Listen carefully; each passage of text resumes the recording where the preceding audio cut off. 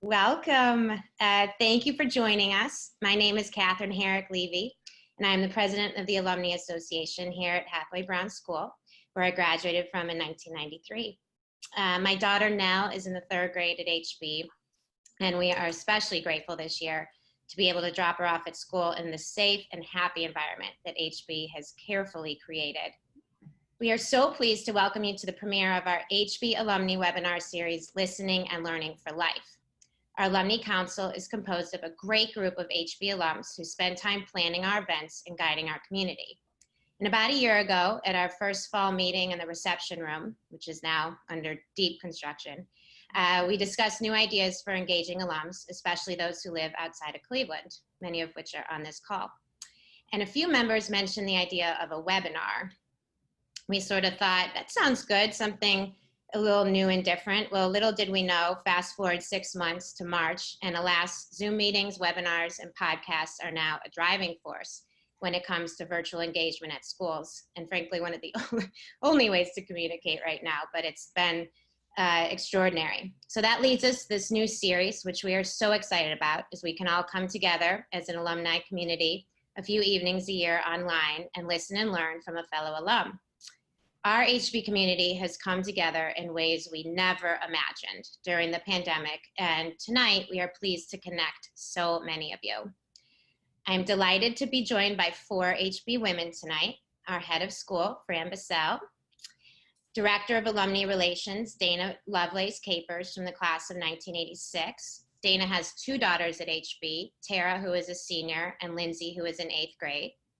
McKenna Farrington joins us from the class of 2021.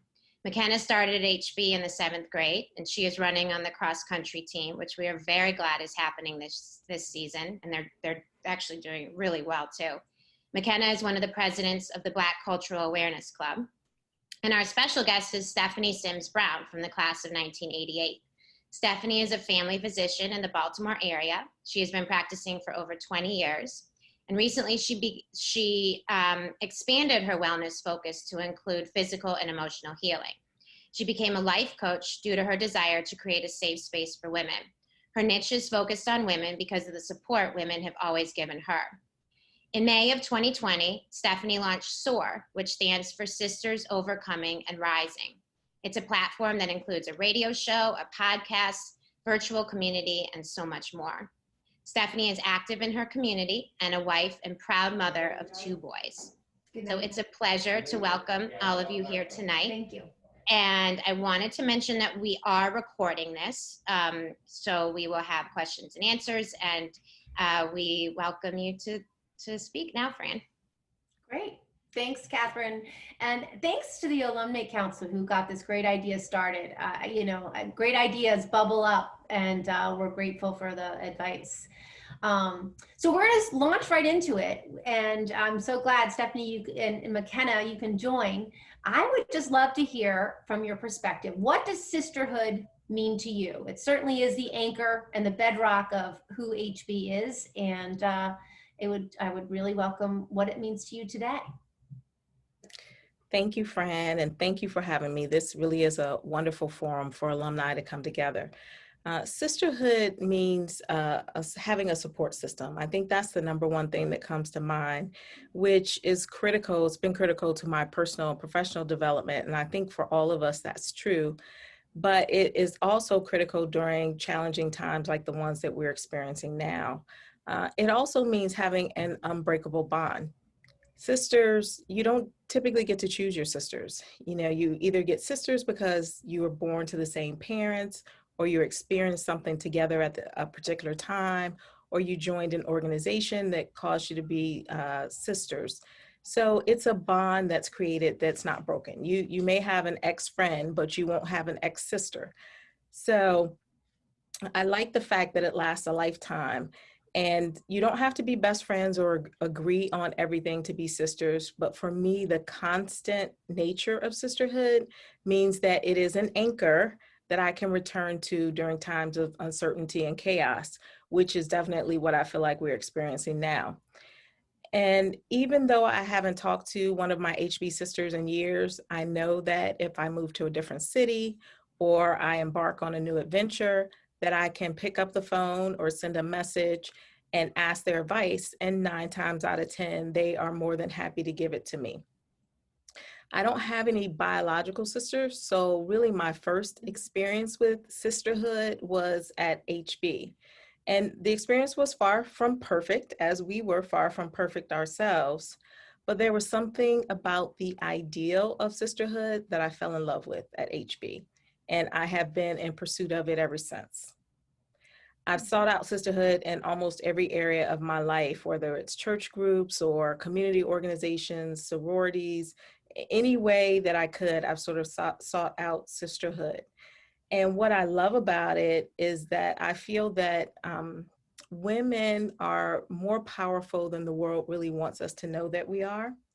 And when we come together, that power grows exponentially. And in addition to being powerful, we're also compassionate and nurturing and brilliant and peacemakers. And that's so much of what the world needs more of right now. So as you mentioned, my personal mission is to create that safe space where women can come together with other women and then make meaningful changes to the world. And the other thing I would say is that even though you don't have to be best friends to be sisters, we also don't want sisterhood to be so painful that we don't want to connect and come together with one another. And I'm sure everyone on the webinar has probably experienced some pain of sisterhood. I know I have. But the question I like to ask myself is not just what does sisterhood mean, but what does strong, secure, and sustainable sisterhood look like? And how do we create that?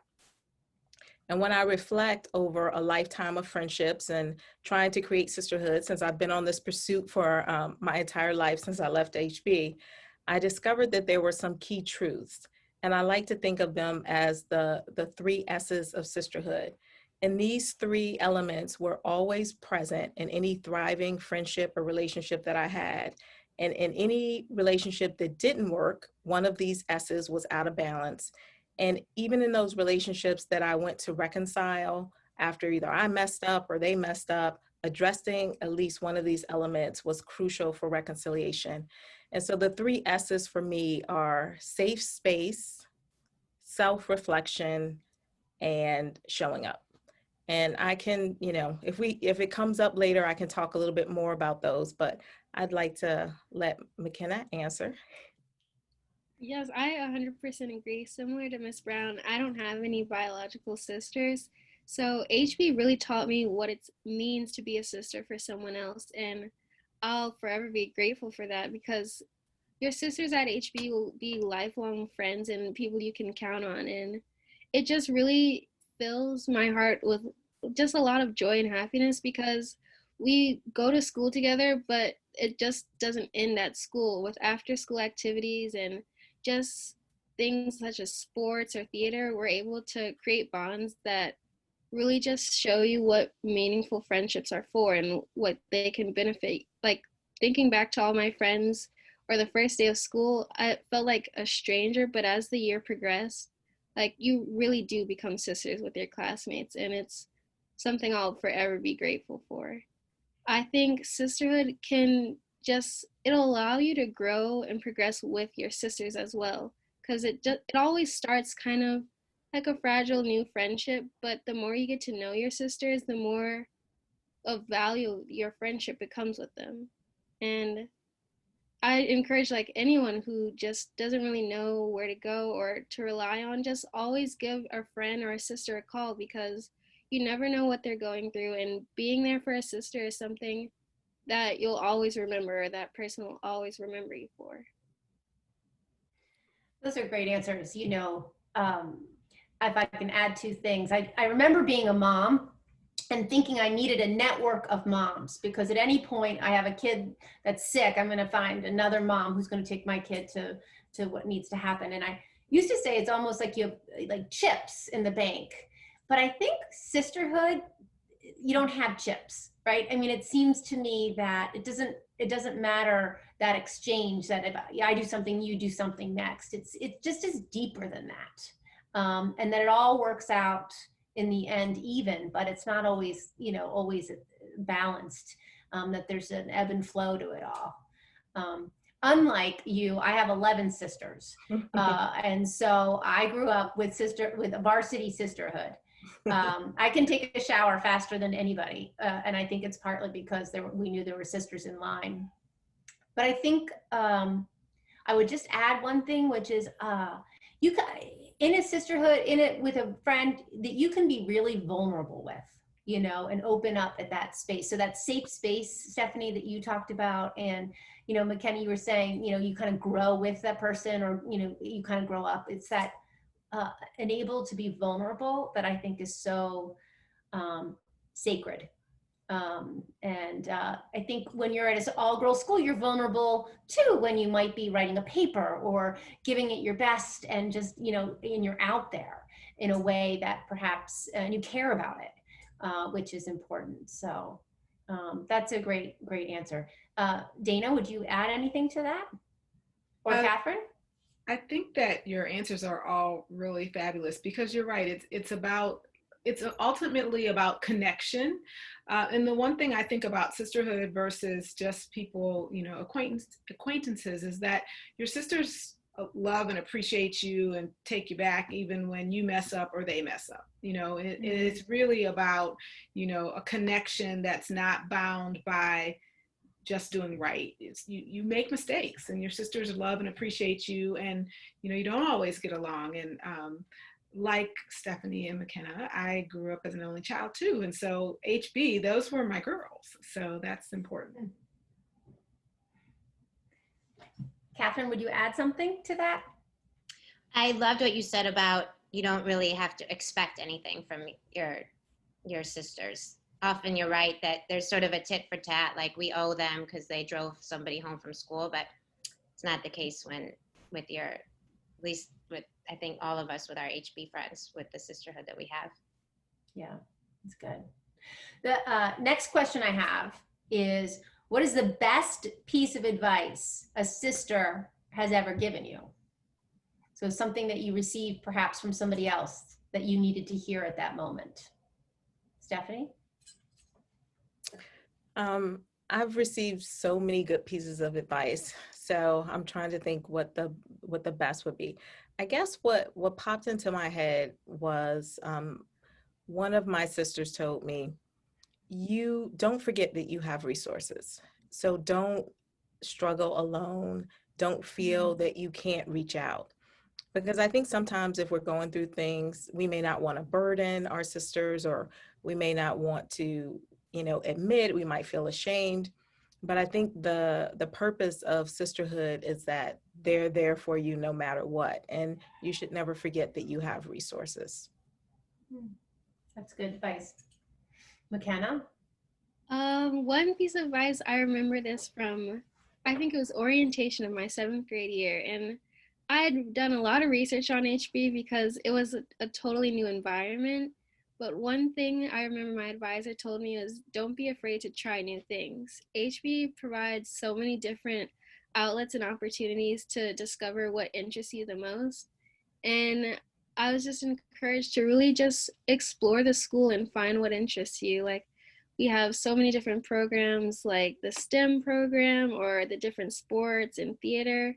And I really got to know myself and what interests me the most, like things like orchestra or running. I didn't know cross country really was an organized sport until I came to HB. And it's just, I would always, if I were to tell my younger self or someone new coming into HB, I would say, don't be afraid to try new things, because you'll never know what you like until you try it.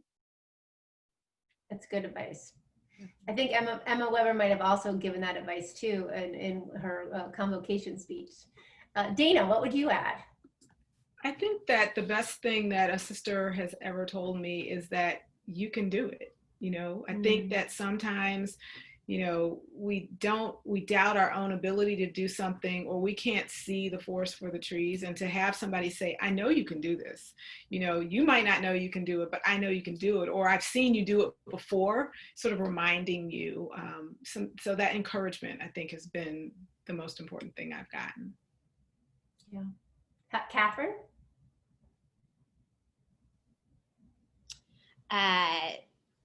I can't think of a specific situation, but maybe if, I mean, when we had this small but mighty class of 29 girls, and what was so encouraging, and one of them is on this call right now, is I think I was happier when she got into college than when I got into college, because there was a support system there that we all rooted for each other so much.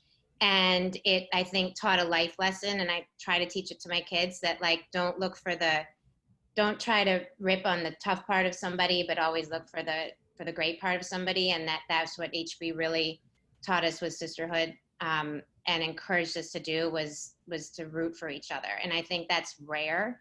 I think does not exist in many places at all, but I think it's still alive at HB, and that it really is to bring out the best in people and to support each other. And I think everybody sort of says, oh, these schools are such a competitive environment.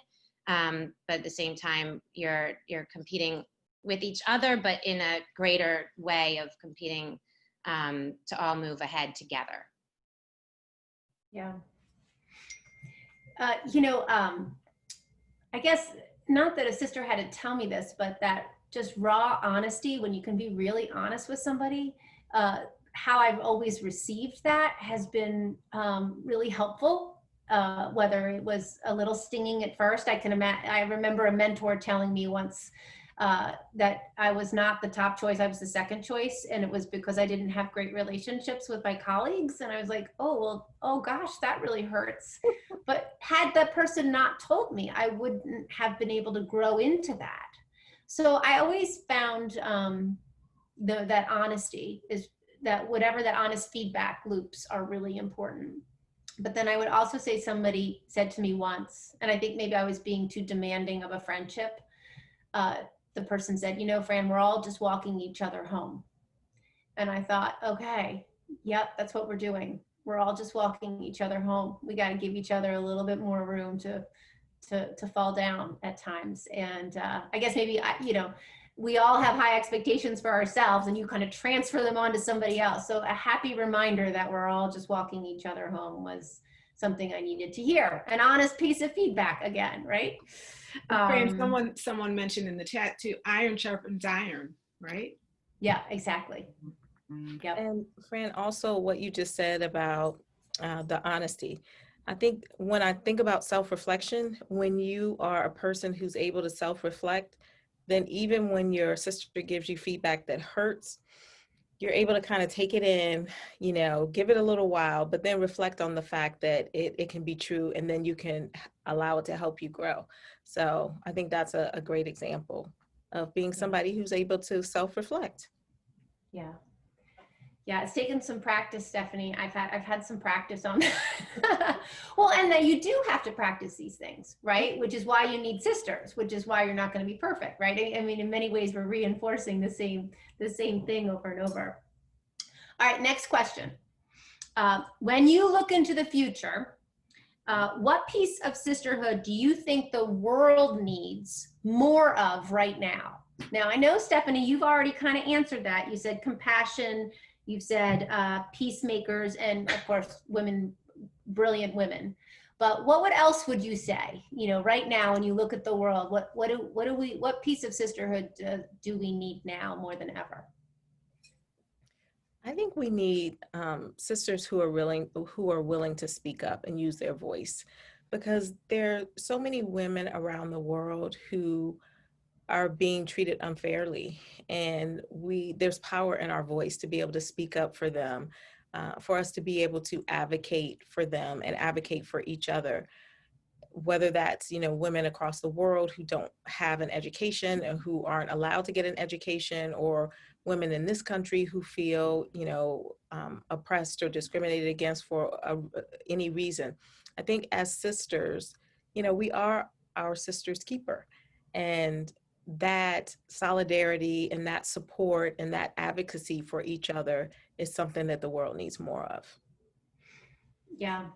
I find that to be extra challenging today, with politics being so divided, so vitriolic, right? So electric, that's speaking up and, trying to find how you can do that, supporting sisters.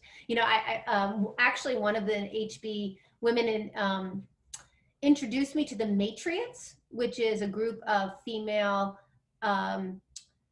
that support other women, whether they're Democrats or Republicans, just assuming government needs women for the same, for what you were saying earlier, the empathy, the compassion, the peacemaking, and this organization exists. But trying to find those moments to support women versus just a side of things. That's a tricky navigation today for sure. McKenna, what would you say?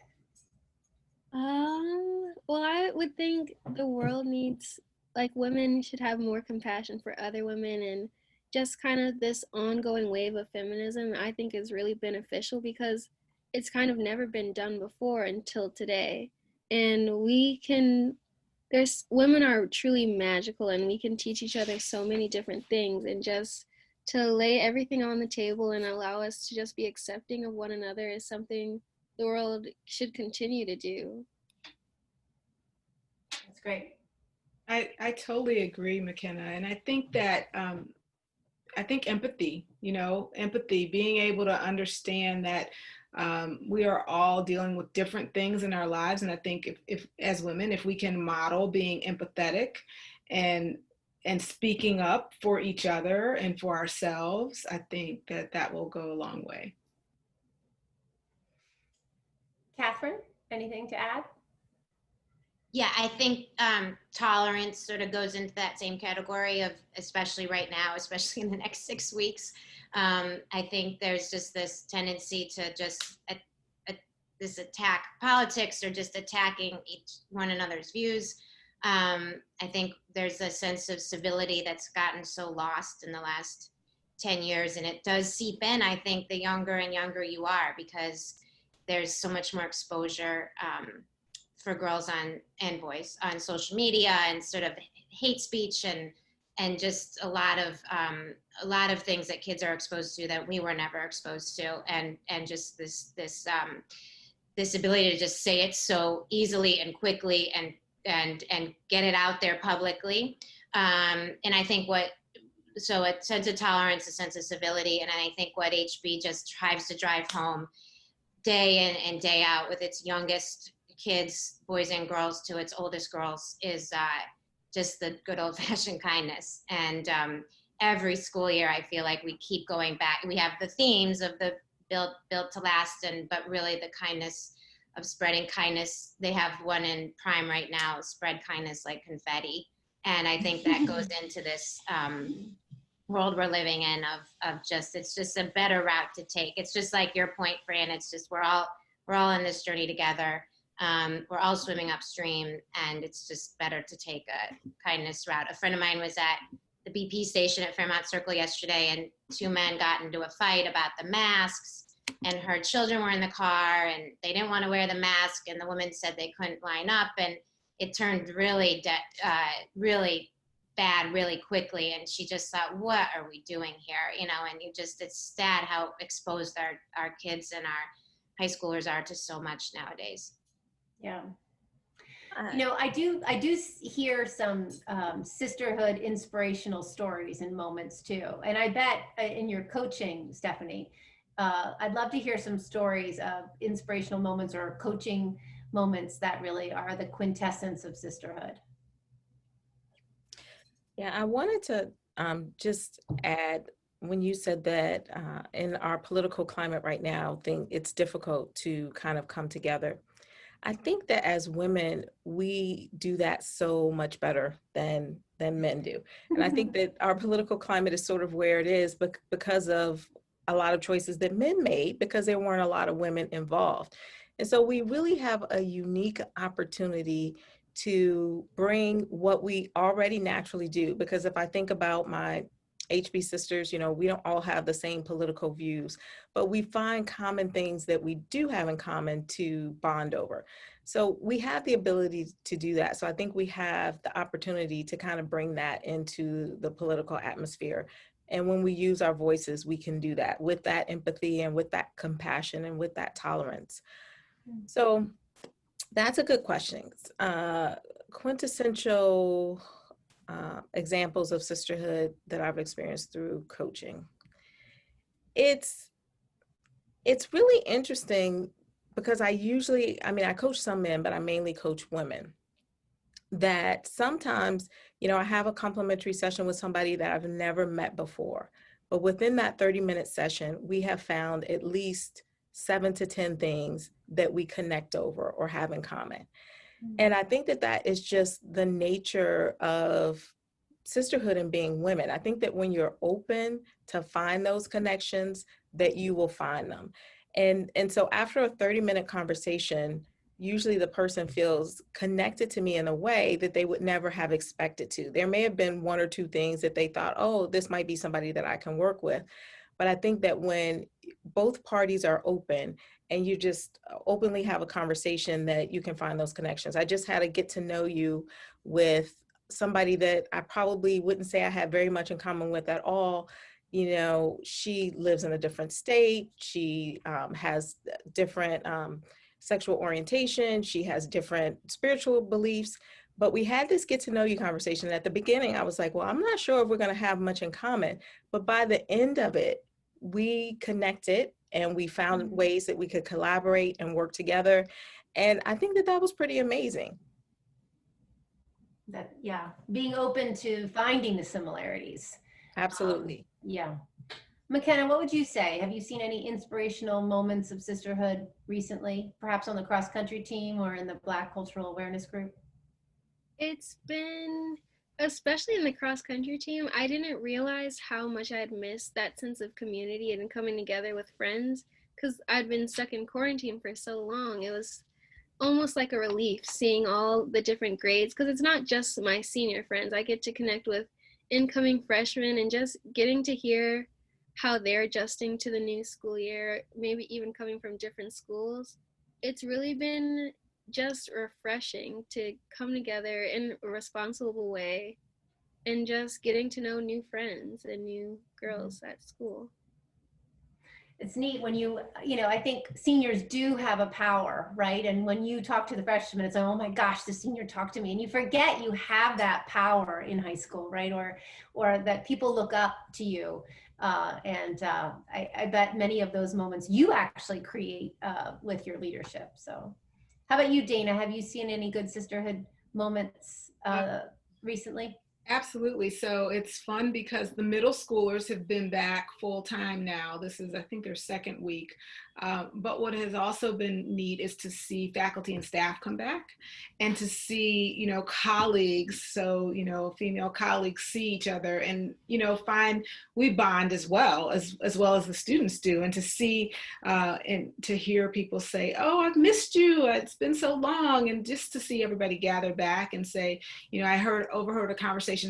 We use something called the OWL in the classroom. So it kind of sees the whole classroom and connects our remote students with our in-person students. And I heard someone say, I cannot get this thing to work. I don't understand. And they're like, oh, let me come over. Let me come to your class. Let me help you. And so just seeing those things, while they're small, it's important to see people connect again and to be able to connect in person, because you can, even though you're only seeing the eyes because of the mask, there's something about seeing someone in person that makes a difference. Yeah. I'm thinking about how much gratitude I've heard from so many people lately, and the simple thank yous are those sisterhood moments. But I'm thinking of one last year when one of the girls, we had a graduation moment for each individual senior at some point. And one of the girls who graduated came up to me and said, I had 6 people write me from the HB, world on my graduation that I've never met before, and I think that this feeling like they knew that the graduation wasn't going to be the same, and there was that sadness, but a sister that you don't even know writing you on this moment that they too had experienced was just, and there wasn't just one letter, it was 6 or 7. I think this little girl was blown away. Like, wait, that's who I belong to, this network of women who are going to do this for me. It was really quite powerful. And I know Dana's office helped to orchestrate. I think, Catherine, you were part of that orchestration too, but what a gift. brilliantly orchestrated that, and she sent out an email about it. She had known about it and decided to do it. We said, do it, just do it, try it.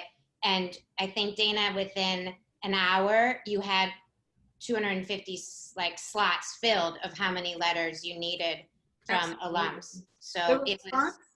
The response was overwhelming. And again, we just said, hey, our seniors are going to have a very untraditional way of beginning, graduating, leaving HB. Let's make sure we welcome them into the HB Sisterhood as alums.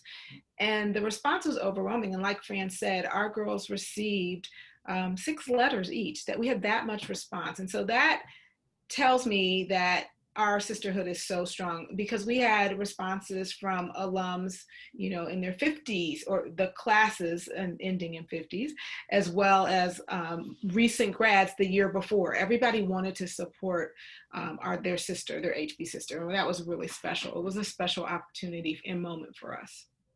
I hope it becomes an annual tradition. I think, that's one of the things that is so funny about this new world where, you have to change so much, but then you find these glimmers that are like, wait, this is an amazing tradition to continue. And so when you shift things, you actually open doors. And I think that was certainly one that was opened. I don't know, McKenna, I'm going to put you on the spot, that if you had to write a letter to a kindergartner today, what would be in that letter for inspiration to them, because they won't be able to read it probably for another year, let's say. That's true. I would definitely try to hype them up about what's to come, because each grade holds a different aspect of fun and exciting things to come. Because I know all throughout the primary and middle school, there's different things like the lemonade sale in 4th grade, or your Cape Cod trip in 7th grade, that will just open your eyes to all the different insights of the world and just expose you to just a lot of interesting pieces of knowledge. And I would just tell them to hold on, even if they have to take time to do maybe their 15 minutes of required reading, because each grade will truly teach you the more fun things that you can apply into your everyday life. Kind of like our motto, like, we learn not for school, but for life. And at first I was a little skeptical of that kind of saying, but it really is true. Like, you won't realize it until, kindergarten, they may not get it right off the bat, but as they go throughout school, I think they'll definitely find it coming in handy. Good. Well, I'm going to ask each of you to brag a little bit now. And because I was thinking about, sisterhood, I guess I'm always moved by what people do for me.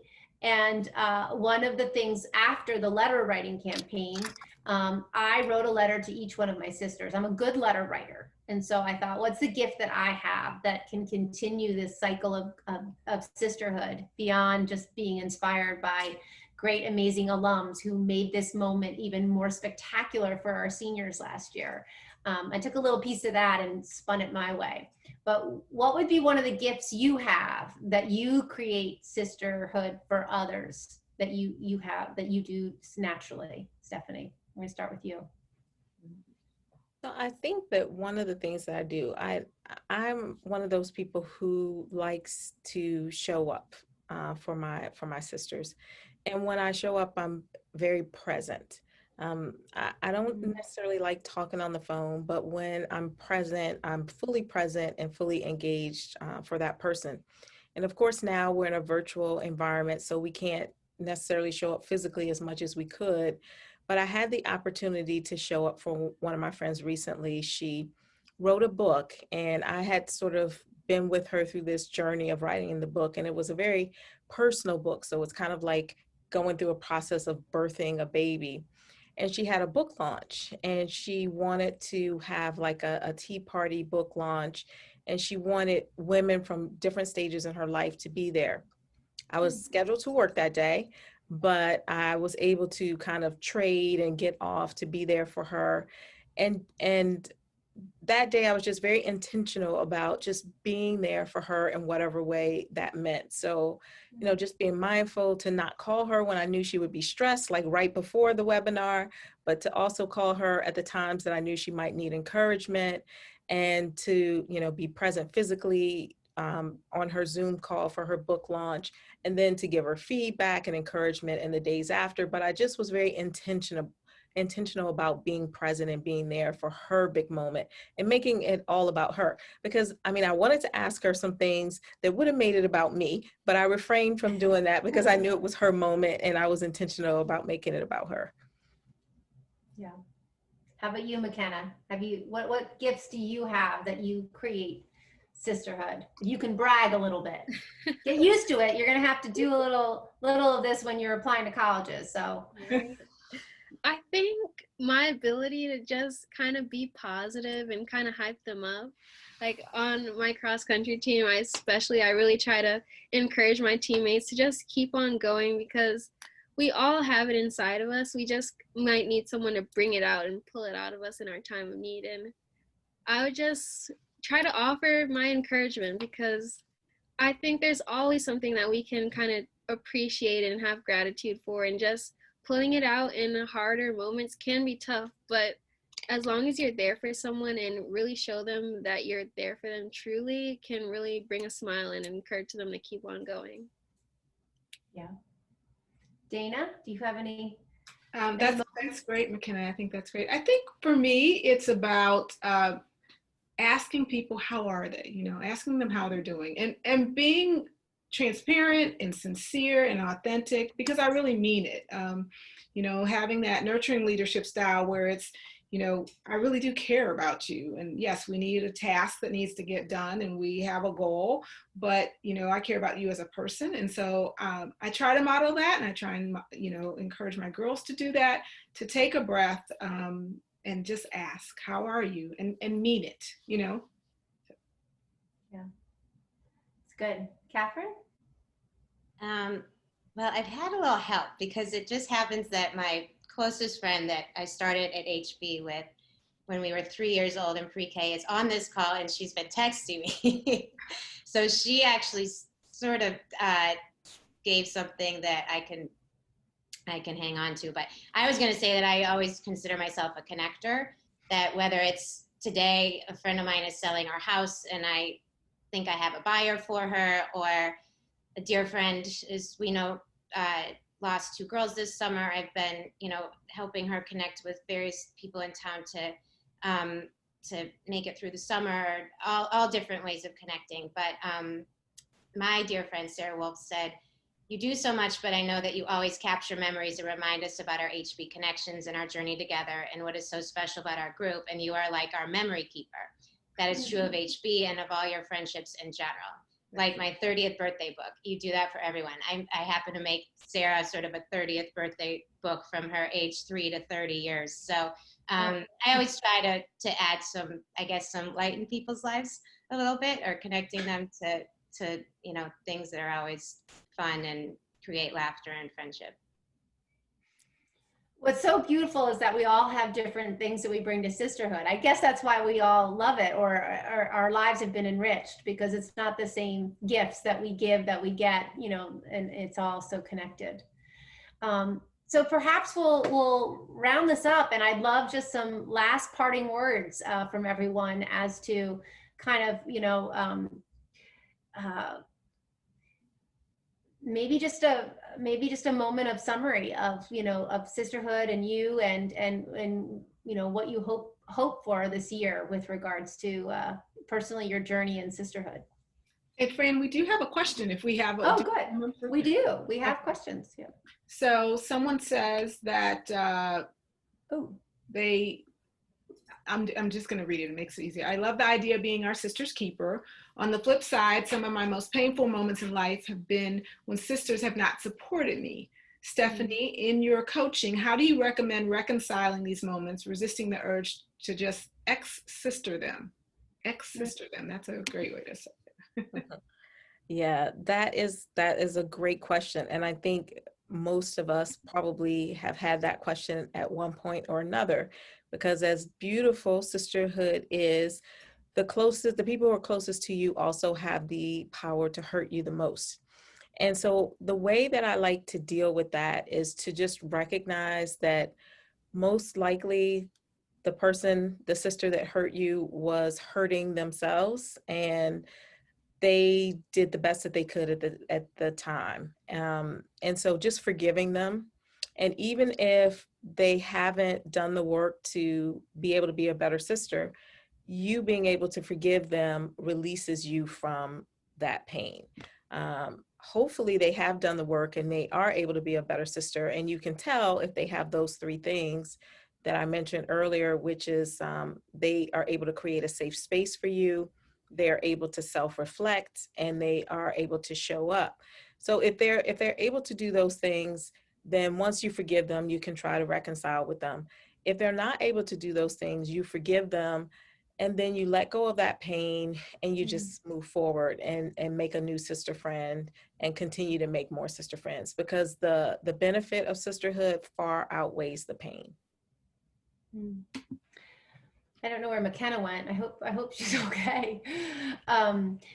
Stephanie, what you were saying, I think I've seen, what's beautiful about my job is to see the development of girls from kindergarten through grade 12, and it all kind of comes out. But hurt girls, right? If you're hurt, it seems that transfer sometimes happens, especially I'm thinking more middle school, right? Mm-hmm. But I also think that gets more complicated as you get older, and so what you were saying, that self-reflection piece of who you are and what you need, and are you hurt, right? So that transfer of energy, so to speak, to others. I do think that there's something there. And, if you forgive yourself, that makes you whole and able to enter differently into relationships. But that's good advice to think of it that way. Great questions, and we're open to other questions. Any other questions you might have?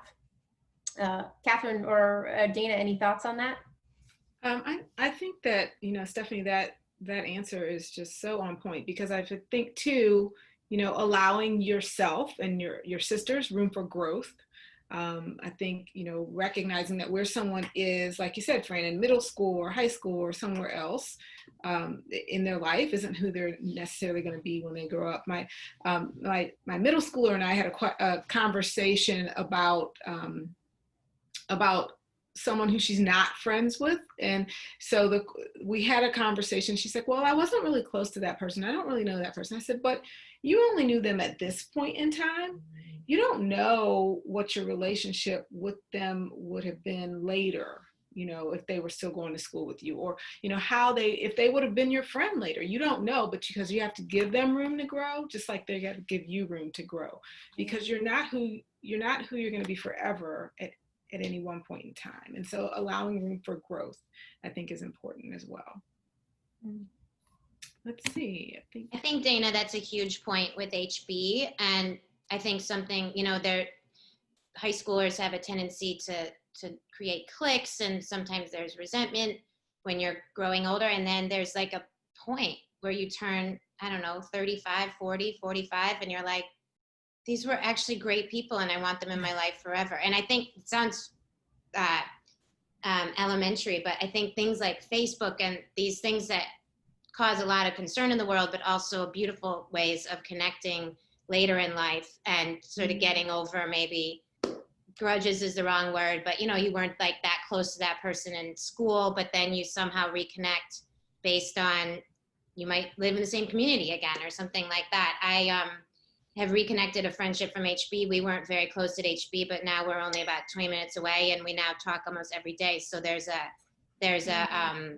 like, I think you're right about telling your girls it's not always going to be forever, that sometimes a friendship is tense, there can always be a reinvention of it.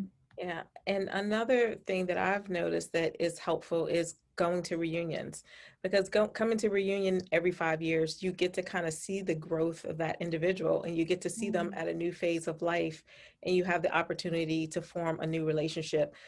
if you never kind of come back together, whether it's through social media or in person, then you don't get a chance to see them, and you're still remembering them from, 11th grade or 10th grade. And you're kind of losing out on what could be a wonderful blessing in your life. That is a great plug for our reunion. Record that again, or use this recording. Absolutely. Dana, I think we have another question, which is a good one. So let's see. So we've got a couple.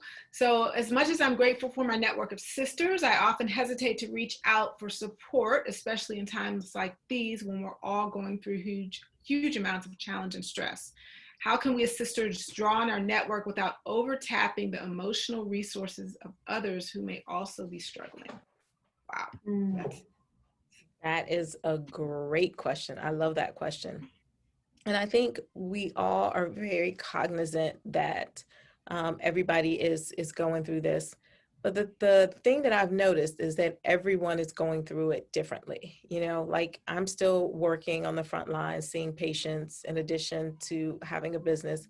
But then some other people are at home, working from home and with their kids all day. And so they have a different type of stress.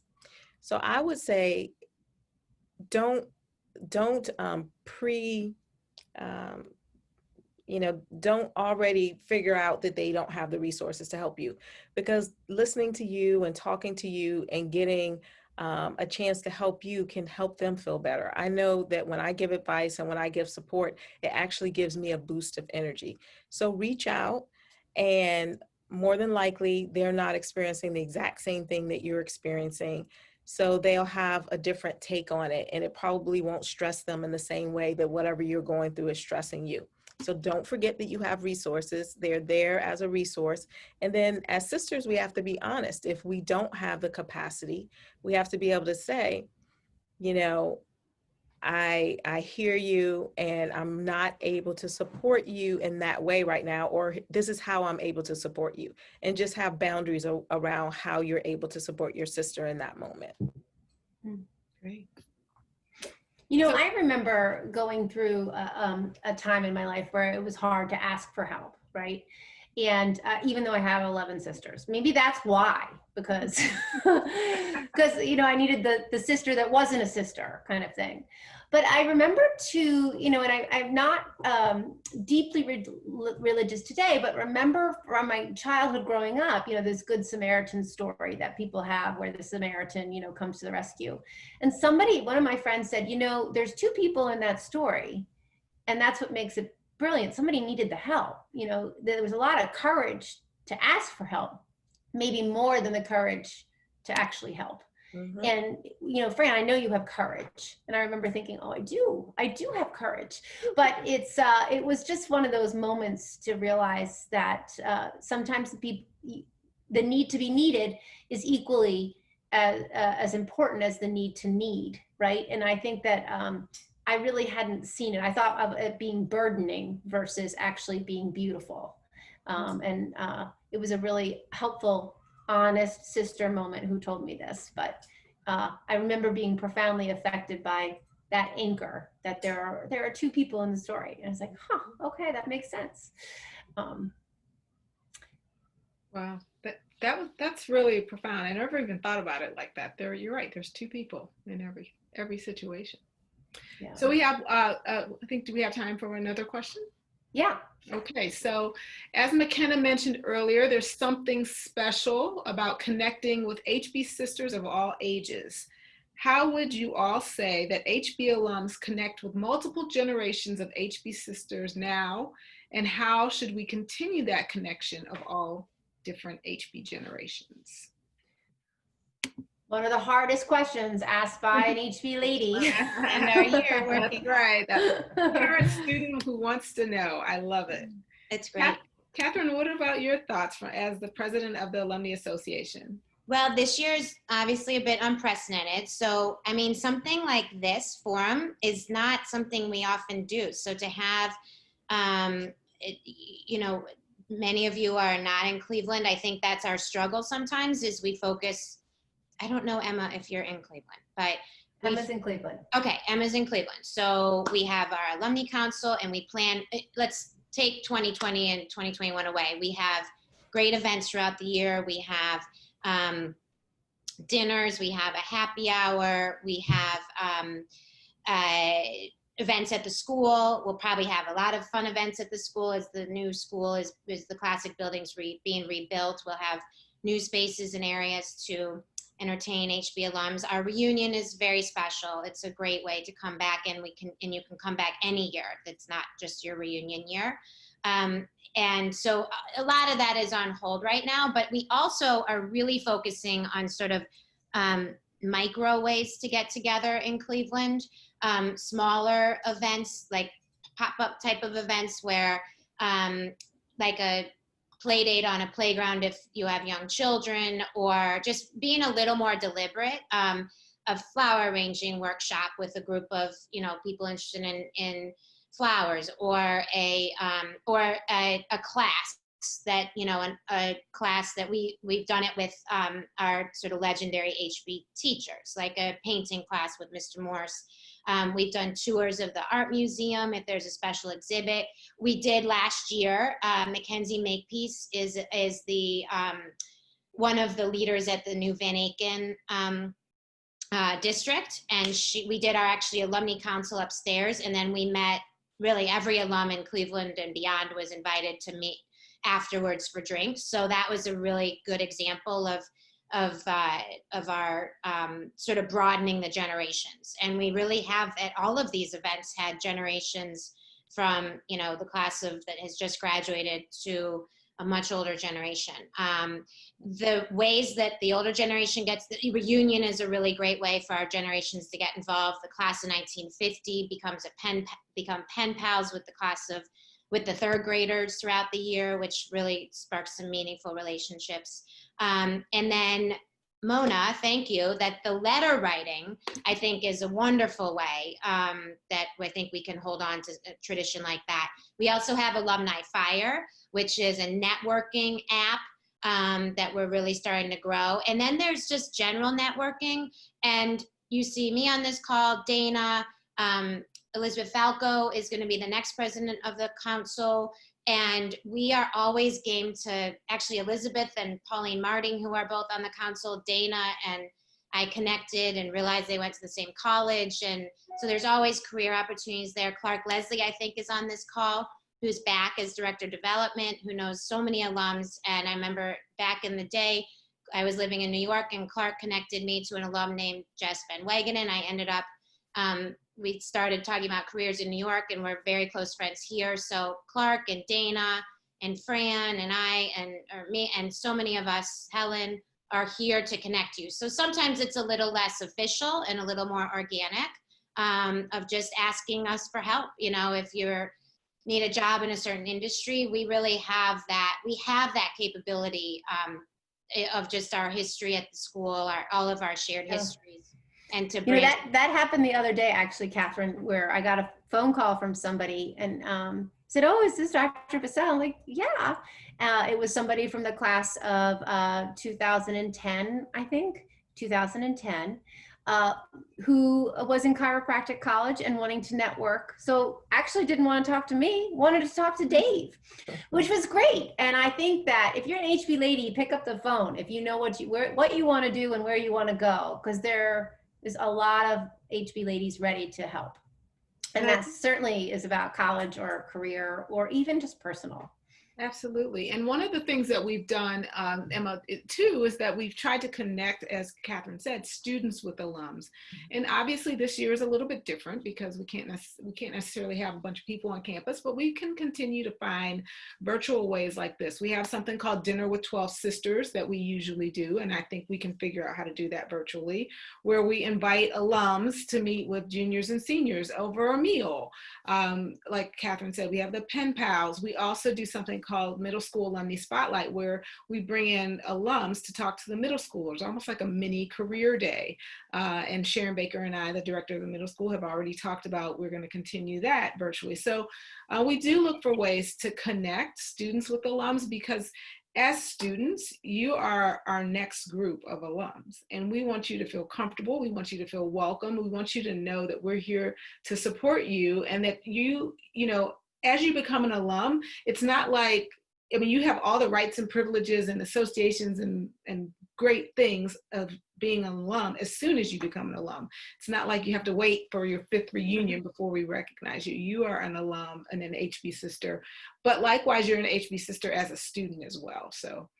And the beauty of this year is, for those of you who are not in town, is we can actually include you in a lot more that often we only can do in town, like the dinner at 12 Sisters, and really include you in more of our virtual events, because it's the same as being, you know, in Shaker Heights or California. So we're taking advantage of this year in that way. I think Sarah Wolf and I are just huge fans of Deb Southard and the Hoot Nanny. I think we can all attest. I don't know if many of you were hopefully on the Hoot Nanny, but that was a pure example of the way our community came together at the very beginning of the pandemic, and suddenly 400 people were online watching and singing along with Deb Southard. So those are, again, those neat organic ways that just sort of evolved this year, and now we're making it more official of the webinars and the webinar series, and we're open to any ideas for our future webinar series as well.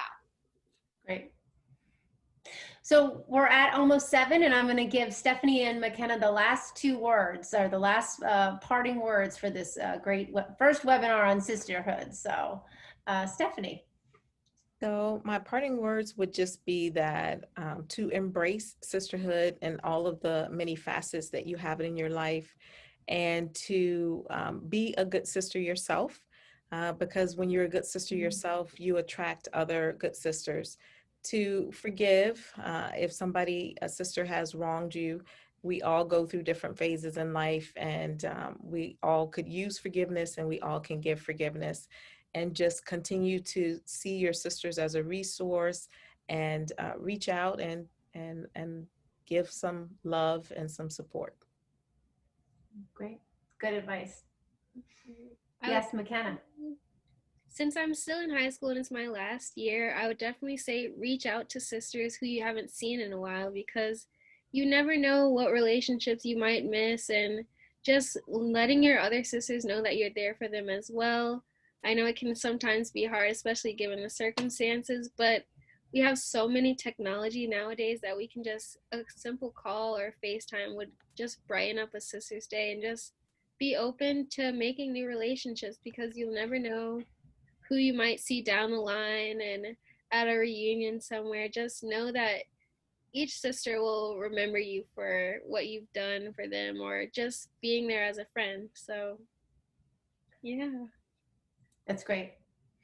Well, here's to sisterhood, and learning not for school but for life, as McKenna said, is real, and this is certainly a part of that. So thank you, Stephanie, for joining us tonight. Thank you, Catherine, for these great ideas from the Alumni Council. McKenna, you're the best for joining as well.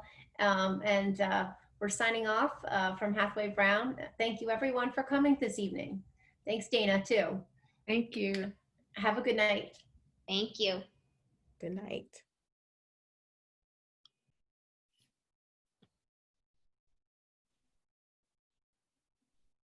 All right, I'm gonna end the meeting for all. So good Thank night, you. everyone. All right, thank you.